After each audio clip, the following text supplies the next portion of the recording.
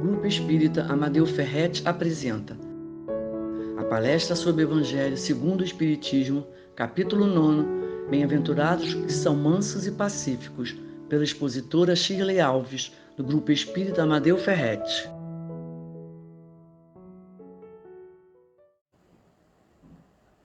Boa noite, gente, muito ruim. Boa noite para todos do Grupo Espírita. Horrível. Boa noite a todos. Ficou igual o Jornal Nacional. Boa noite, boa noite. Bom dia, gente, não é bom dia. Boa noite. Meu Deus, começa tudo de novo. Liga. Vamos lá.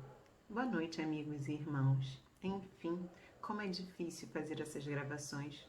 E como hoje é a última palestra do ano em nosso canal do YouTube, e ano que vem teremos muito mais, eu quero parabenizar a todos que estão se reinventando e fazendo de tudo para continuar a divulgação da doutrina espírita, neste ano tão diferente. O ano de 2020 ficará marcado em nossa história.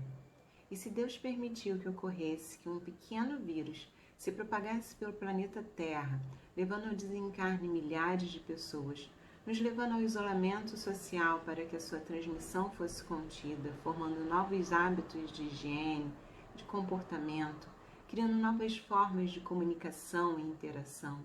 Se Deus permitiu isso tudo, é porque é necessário para o nosso progresso, para a nossa evolução moral, e que possamos tirar o melhor proveito disso tudo. Como Paulo nos falou, em tudo dai graças, porque esta é a vontade de Deus em Cristo Jesus para conosco. Então, em nome do Grupo Espírita Amadeu Ferretti, quero expressar a nossa gratidão a todos os expositores espíritas e a todos os trabalhadores do movimento espírita que estão fazendo de tudo para que o trabalho continue. Observem, as casas espíritas estão utilizando muito mais as redes sociais. Estamos saindo do interior de nossas casas para ganhar o mundo. Em princípio, ficamos até preocupados. E agora, o que fazer? O que irá acontecer? Devemos lembrar que Jesus está no leme dessa nau, nos guiando para o melhor roteiro. E se tivemos que fechar os templos religiosos por algum período, foi para que o verdadeiro santuário se abrisse, pois nós somos um santuário do Deus vivo. Quem nos falou isso foi Paulo.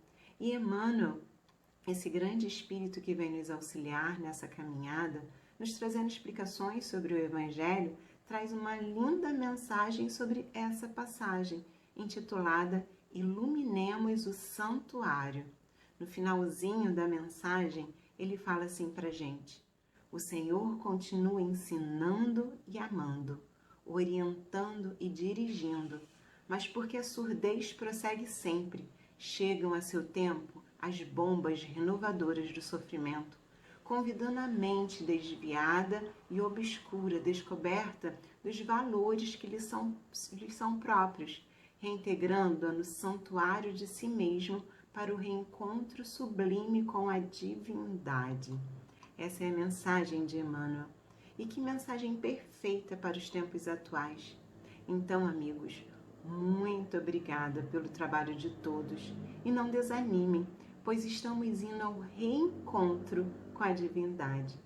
E para que esse reencontro ocorra, é necessário a mansuetude, a brandura, a afabilidade. Por isso iremos estudar hoje, e também dando continuidade à proposta da casa, que é estudar o Evangelho segundo o Espiritismo, vamos estudar o capítulo 9, Bem-aventurados os mansos e pacíficos. Mas antes, vamos para a nossa prece, para a gente nos harmonizar, para a gente se reencontrar com a divindade, para a gente nos religar com ela. Então vamos à prece. Pai amado, viemos aqui louvar pela sua grandiosidade, eterna bondade, infinita misericórdia e pelo amor que nos envolve. Agradecer a oportunidade de estarmos todos aqui, reunidos com um propósito sublime, trabalhar na divulgação da doutrina espírita, Doutrina esta que nos consola e ampara através dos ensinamentos trazidos por nosso irmão maior, Jesus Cristo.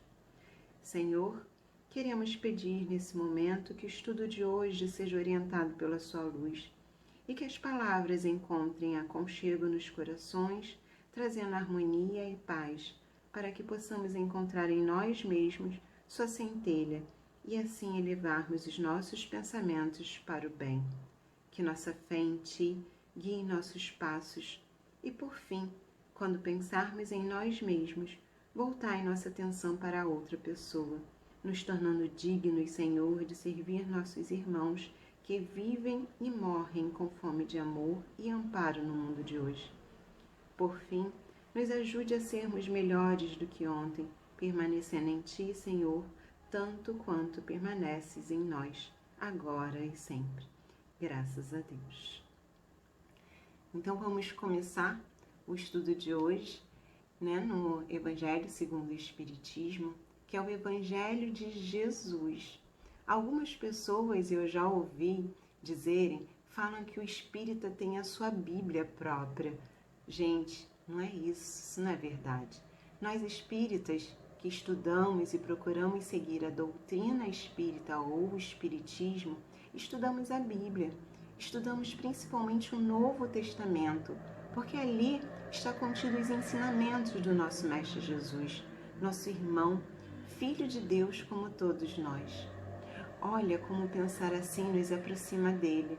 E é isso que Jesus quer, que possamos nos aproximar, que possamos reconhecer em Jesus o caminho, a verdade e a vida.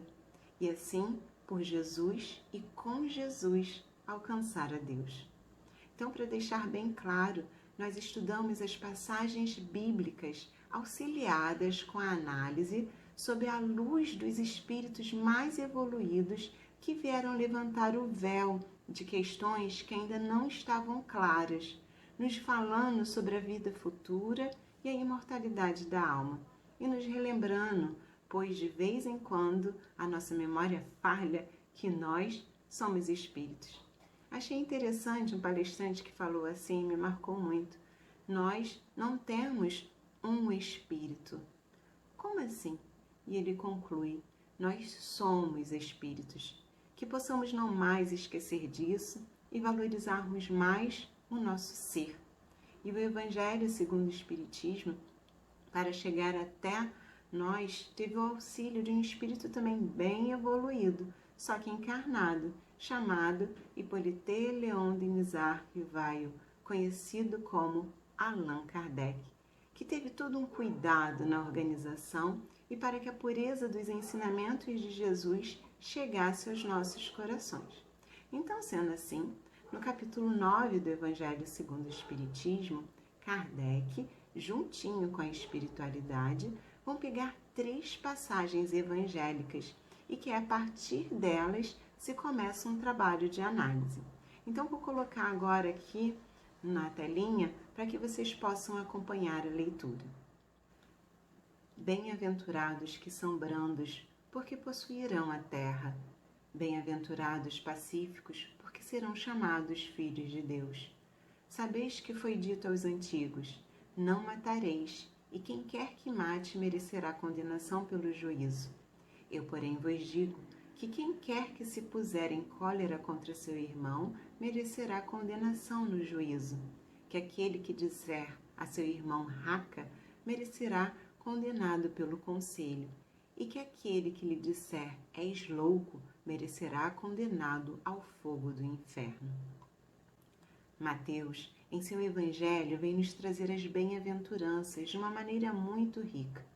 Com os livros trazidos pela espiritualidade, e um deles é o livro Boa Nova, pelo espírito Humberto de Campos, psicografado por Chico Xavier, é que nós vamos entender o porquê que Mateus escreveu de forma tão bela as bem-aventuranças.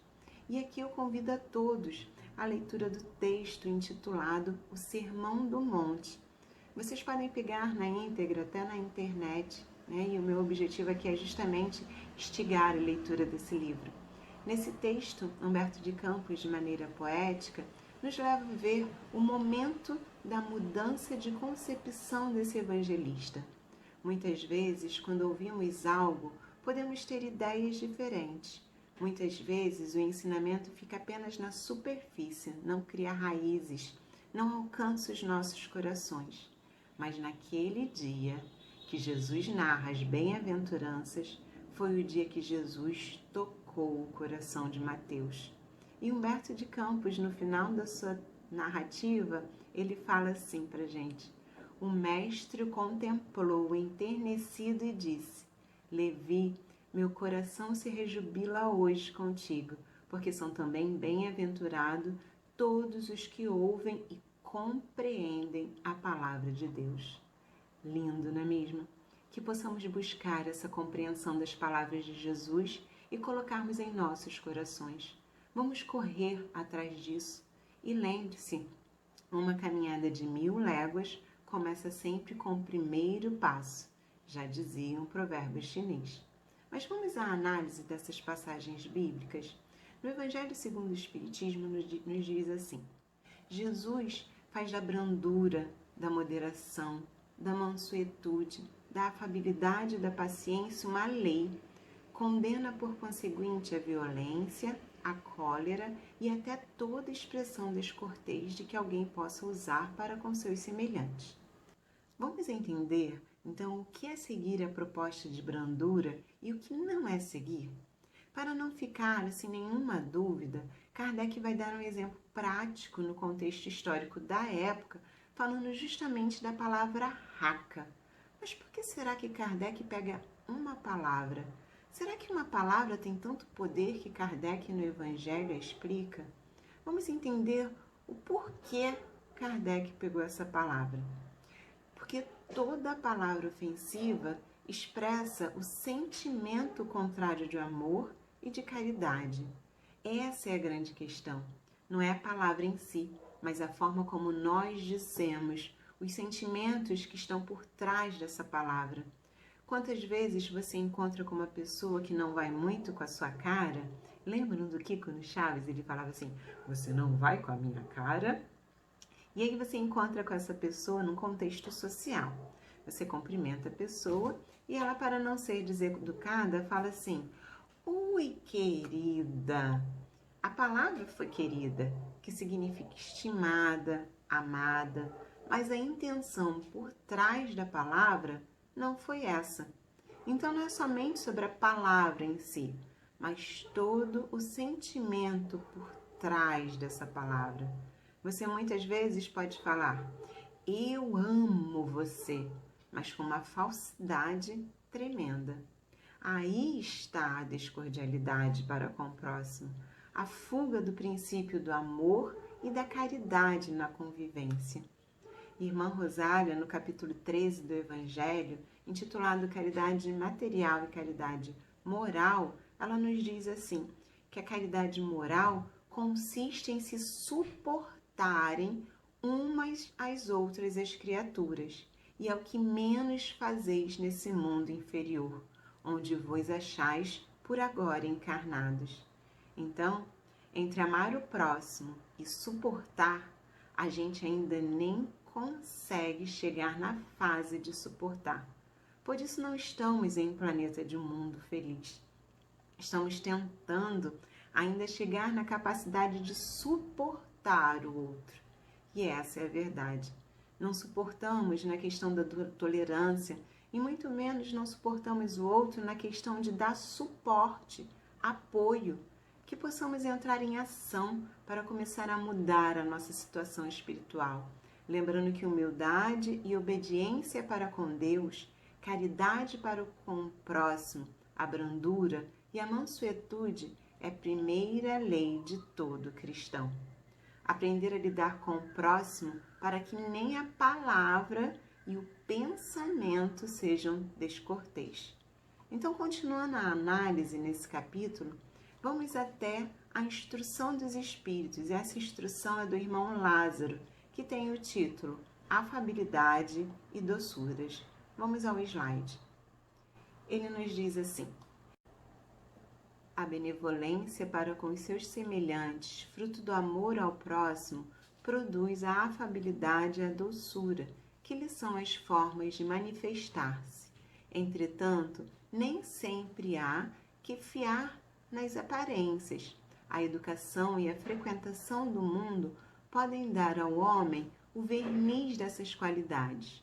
Quantos há cuja fingida bonomínia não passa de máscara para o exterior, de uma roupagem cujo talhe primoroso dissimula as deformidades interiores. Ele destaca aqui para gente o verniz social, as chamadas personas, as máscaras que utilizamos para andar nos ambientes. O ser bem diferente dentro da personalidade do lar, como ser de fora, no ambiente de estudo, de trabalho. A gente tem comportamentos diferentes e isso traz sofrimentos, pois não há harmonia em quem você verdadeiramente é.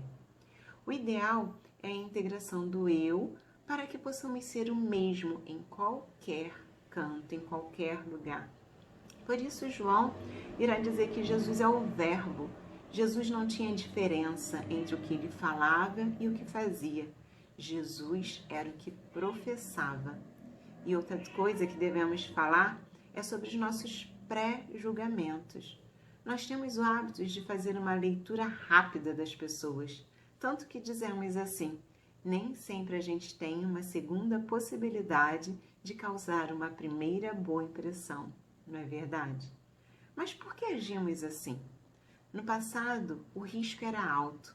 Você não sabia com quem estava se aproximando, quem era o inimigo, quem vinha lhe matar ou tomar o que era seu.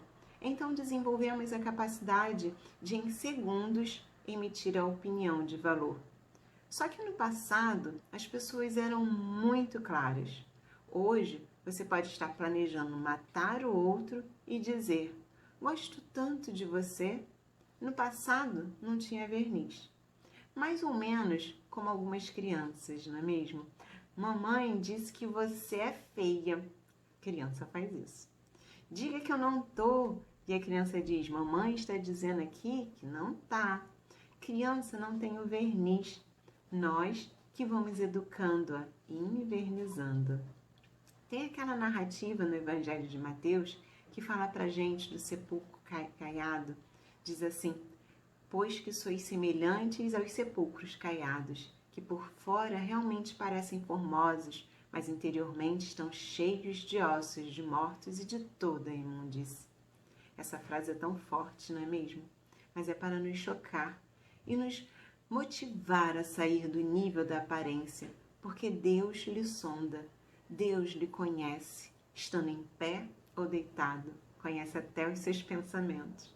Então, não adianta você ficar tentando se constituir como ser a partir da personagem que você criou para convencer as pessoas, pois é somente quando você se aceitar como você é realmente que você vai poder se tornar uma pessoa renovada em verdade. E conforme ainda continuamos usando o verniz, as máscaras estamos em desequilíbrio. Sendo assim, muitas vezes a dor aparece, os obstáculos surgem para mudarmos a nossa direção. Por isso, nas instruções dos Espíritos desse mesmo capítulo, o Espírito amigo, no texto intitulado A Paciência, nos diz assim: a dor é uma bênção que Deus envia a seus eleitos. Não vos aflijais, pois quando sofrerdes, antes bendizei de Deus onipotente, que pela dor neste mundo vos marcou para a glória do céu. Quando seguimos as leis divinas, estamos a caminho da felicidade. Está lá no Livro dos Espíritos, questão 614. Mas quando não seguimos, estamos indo no caminho inverso, a infelicidade. Então a dor é consequência dos nossos atos. Porém, quando falamos que a dor é uma bênção de Deus, muitos irão dizer que os espíritas pregam o sofrimento, o que não é verdade. Nós apenas não escondemos que o sofrimento, ele existe, e quem nunca sofreu, que levante a mão. O sofrimento faz parte do mundo, e dizer que a dor é uma bênção e que também está lá contido no Evangelho, entender esse detalhe importante é muito bom para a nossa evolução. Porque quando o sofrimento chega, ou seja, Deus permite que ele chegue para você, é que você já tem um nível de compreensão para transformar a proposta da dor em uma proposta de evolução. Vamos entender melhor isso? Tem muitas pessoas que irão dizer assim: eu sou uma pessoa tão boa, sigo os princípios cristãos, meus filhos são pessoas decentes e comigo só acontece coisas complicadas. Ah, mas com meus vizinhos são mais pestes, nem o pneu do carro deles fura. Não é assim que às vezes a gente fala? É aquela sensação que o outro tem que sofrer para você se sentir melhor. Na verdade, se você é punido no mesmo instante que realizou o equívoco, é que você já tem um nível de consciência em aprender rápido. Algumas pessoas não é que não serão punidas, elas não têm a noção de que estão errando, mas a conta irá chegar como chegou para nós. Ela sempre chega, pois estamos sob a égide da lei da justiça, do amor e da caridade. Então tenhamos esse olhar de compreensão e sejamos pacientes. Sede paciente. A paciência também é uma caridade e deveis praticar a lei de caridade ensinada pelo Cristo enviado de Deus. A caridade, que consiste na esmola dada aos pobres, é mais fácil de todas. Outras há, porém, muito mais penosa e, consequentemente, muito mais meritória, a de perdoarmos aos que Deus colocou em nosso caminho para serem instrumentos do nosso sofrer e para nos porem à prova a paciência. Na família, no trabalho, em qualquer relação, esse tipo de atitude diante do próximo, que constitui um nível de tolerância que é perdoar o equívoco do outro, é uma caridade expressa em um nível muito alto, é um nível hard da caridade. Só quem tem paciência pode perdoar. Perdoar não é esperar que o outro mude, porque se você for esperar pelo outro para emitir o seu perdão, você vai ficar dizendo: eu não perdoo o outro porque ele continua sendo ruim comigo. Então você espera que o outro mude para perdoar? Então não é perdão. Se a outra pessoa ficar boa, não tem mais o que perdoar e é bom conviver com ela. Perdão é, embora a pessoa permaneça no erro, eu decido não continuar trocando meu psiquismo com o pior lado dela. Eu perdoo tendo paciência em esperar, sabendo inclusive que nessa encarnação eu não vejo a modificação dessa pessoa. O nosso trabalho é semear. A germinação, a flor e o fruto pertencem a Deus. Somente Deus irá ver a modificação completa da criatura. Precisamos semear. Quando não temos paciência, quando não procuramos praticar o perdão, quando não praticamos a mansuetude, o que surge no lugar disso tudo? A cólera. Mas o que é isso? Para responder essa pergunta, vamos à mensagem no Espírito Protetor que nos diz assim: cólera são acessos de demência passageira que vos assemelham ao bruto, fazendo-vos perder o sangue frio e a razão. A cólera é contrária à caridade e à humildade cristãs. Perceberam a gravidade desse sentimento, gente? Demência, perda da razão. Se observamos o comportamento da nossa sociedade, nós ainda estimulamos o sentimento de cólera. A gente percebe isso quando a criança vai à escola e sofre algum tipo de agressão física ou verbal. E a criança chega em casa e fala aos pais. Ainda tem pais que, ao invés de aproveitar para ensinar os valores morais e preparar a criança para superar as dificuldades, respondem assim: se você voltar amanhã apanhado, apanha de novo. Estimulando a criança em sua imaturidade em sua incapacidade de resolver os problemas, resolver com o mesmo nível de agressão que na realidade não é resolvida. Ainda temos a incapacidade de pacificar as nossas atitudes, falando assim: se alguém está muito famoso, fulano está bombando.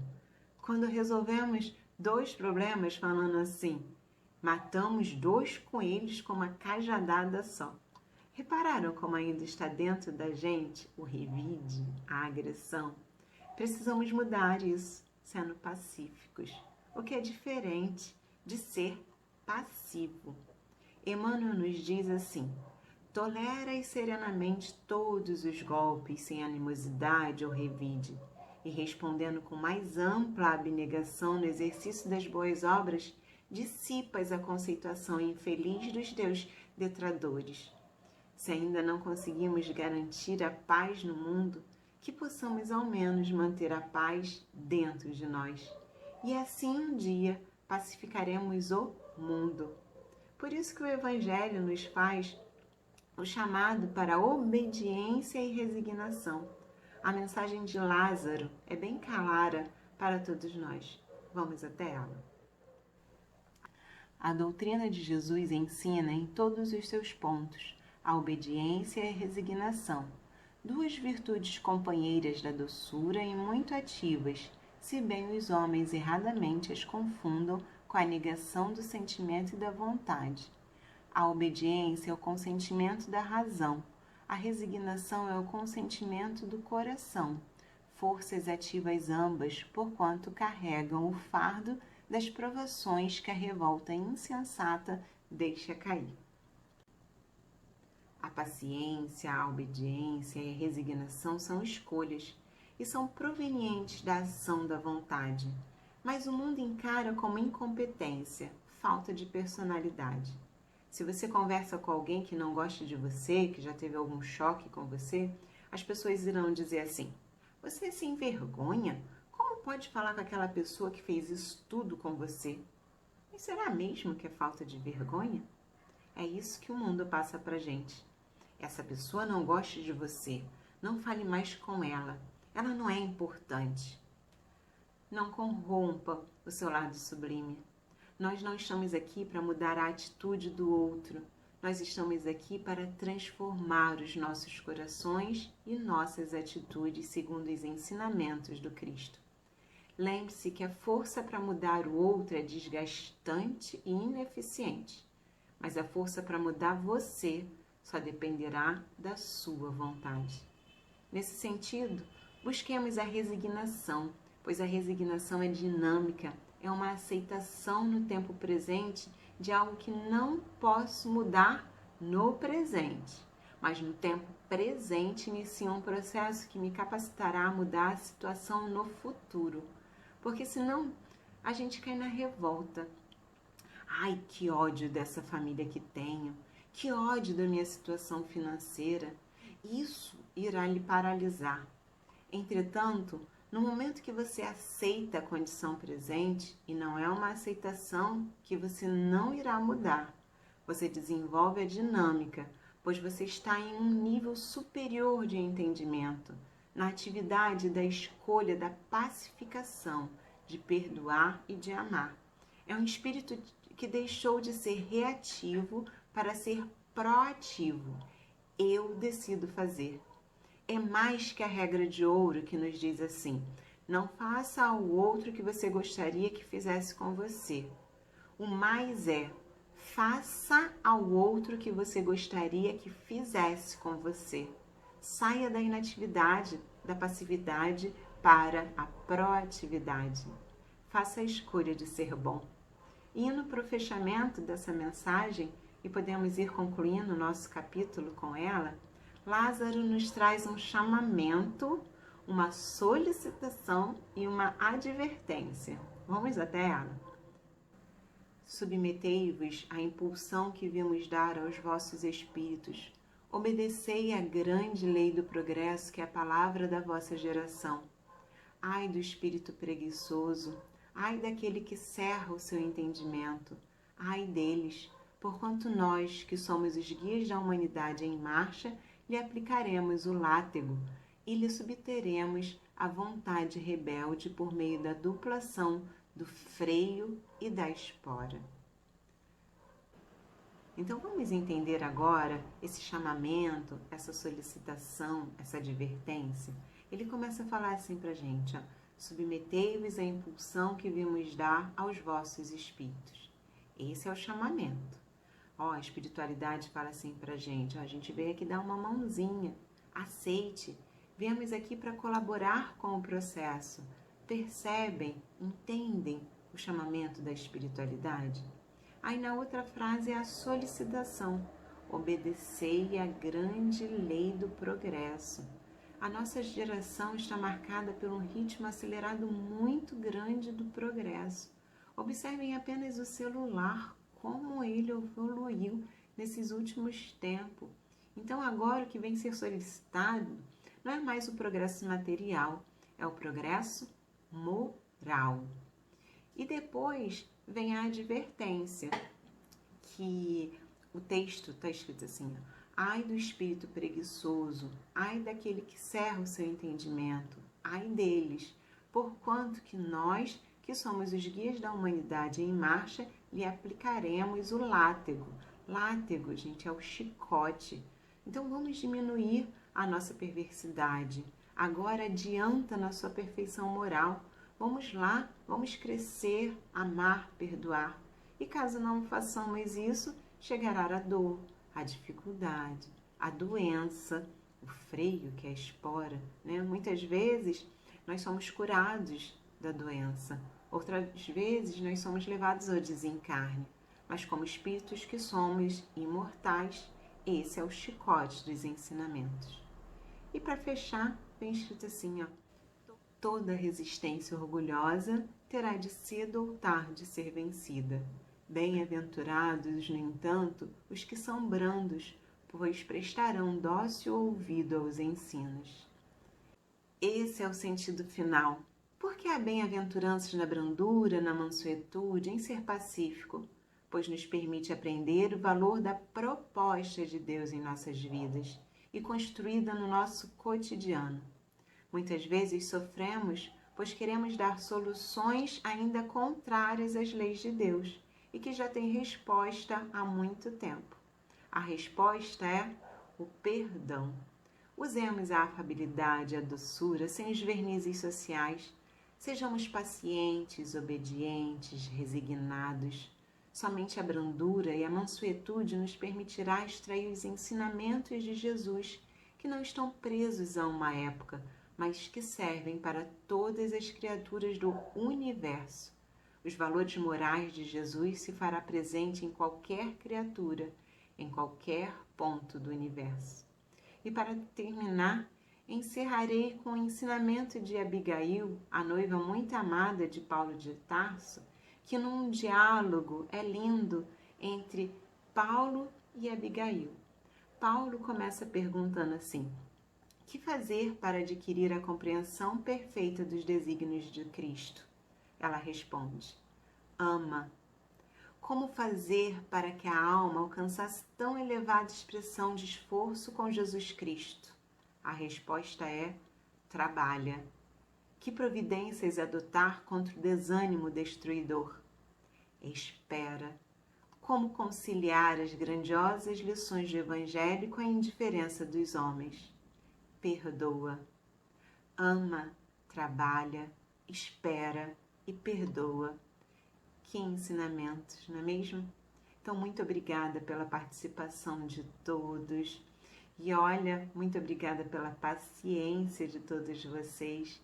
Que todos nós tenhamos um excelente ano novo, um ano de renovação, um ano de muito amor, de muito trabalho, de muito perdão.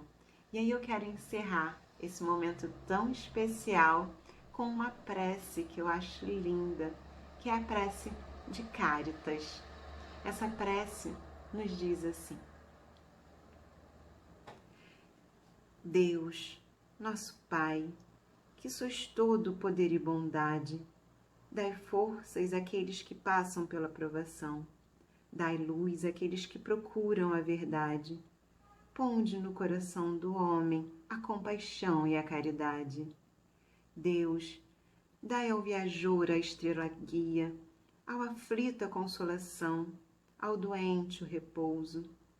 Pai, dai ao culpado o arrependimento, ao espírito a verdade, à criança o guia, ao órfão o Pai. Senhor, que a vossa bondade se estenda sobre tudo o que criastes. Piedade, Senhor, para aqueles que vos não conhecem, esperança para aqueles que sofrem. Que a vossa bondade permita aos Espíritos Consoladores derramarem por toda parte a paz, a esperança e a fé. Deus, um raio, uma centelha do vosso amor pode iluminar a terra. Deixai-nos beber nas fontes dessa bondade fecunda e infinita, e todas as lágrimas secarão, todas as dores se acalmarão. Um só coração, um só pensamento subirá até vós, como um grito de reconhecimento e de amor. Como Moisés sobre a montanha, nós vos esperamos com os braços abertos. Ó bondade, ó beleza, ó perfeição, e queremos de alguma sorte merecer a vossa misericórdia. Deus, dai-nos força, ajudai o nosso progresso, a fim de subirmos até vós. Dai-nos a caridade pura, a humildade, dai-nos a fé e a razão, dai-nos a simplicidade, que fará de nossas almas o espelho, onde se há de refletir a vossa divina imagem. Que assim seja, graças a Deus.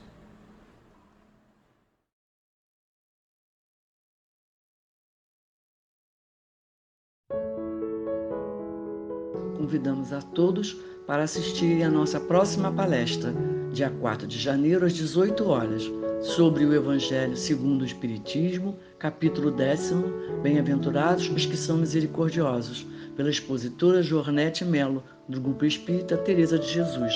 Aguardamos vocês!